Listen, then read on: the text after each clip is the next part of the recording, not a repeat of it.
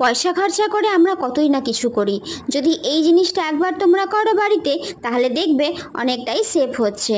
সত্যি কথা বলছি, বাড়িতে পরে থাকা এরকম ধরনের পুরনো সিল্কের শাড়ি তোমরা নেবে, নিয়ে ভালো মতন করে মাপ করে নিয়ে নিচ থেকে সেলাই করে মুড়ে দেবে। দেখবে তোমাদের যে রান্নাঘরের যে সমস্ত ফাঁকা জায়গাগুলো আছে সেগুলো এরকমভাবে ঢেকে দিলে কত সুন্দর লাগবে।